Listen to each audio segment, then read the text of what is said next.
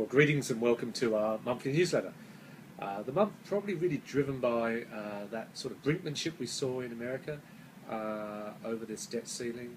As you can see from my notes, this is now I think the 20th time that we've had this kind of arm wrestle between the Senate with between the Republicans, the Democrats, and trying to get leverage on the leadership of the country. And at the last minute again, they come to some kind of negotiation which will drive this into the new year. I think you can cry wolf too often, to be frank. The markets probably anticipated that. US market again at an all-time high. We're seeing that coming through into our domestic market as well. Post-election here, I think it's fair to say we are seeing some pent-up demand, some greater confidence. We are also at a 5-year high now, although still well off our highs of pre the GFC. You'll see in my notes CBA again reaching an all-time high. ANZ reported yesterday 6.5 billion. Westpac is out next week. NAB later this week. So all expecting good numbers, and again they're all at all-time highs. And to be frank, this is beginning to look quite expensive. The CBA now is actually the most expensive bank share in the world based on price-earnings ratios. So we need to be careful for chasing dividends, chasing franking credits, that we're not just pushing this too hard.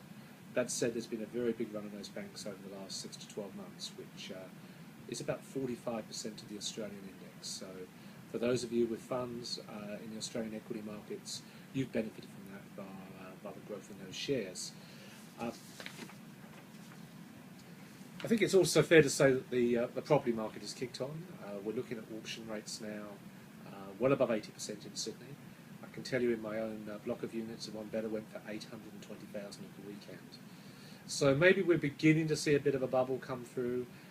Traditionally, the way to deal with that is to lift interest rates. Our CPI figures were quite a lot higher last week, so I think we're very, very close, if not at the bottom of the interest rate cycle, and we need to think through the ramifications of that.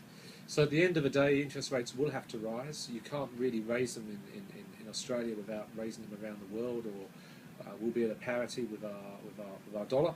So look to the US to keep working on the quantitative easing, which will mean effectively taking money out of their economy.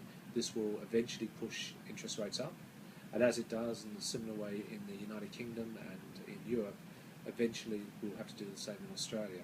So maybe a little bit of a bubble for a short period of time, but if you look at this over a 7 to 10 year period, we have been through a rough time, as I don't need to remind you. So in some ways we're just catching up for lost ground there. Locally, we've got our annual reports out to you which show your returns for the year, which in most cases were quite good, as you'd expect. Again, take a long-term view on that, and really ultimately it comes down to the income streams we can generate from these investments over the longer term. So yes, it's good that the account balances are going up. We need to be very, very consistent in the income that we derive from there. Finally, we have a client function coming up in a few weeks. There'll be a separate note out to everybody. Do hope to see as many of you as possible there. It should be a lot of fun. And I wish you all well, and I'll see you next time. Thank you. Bye-bye.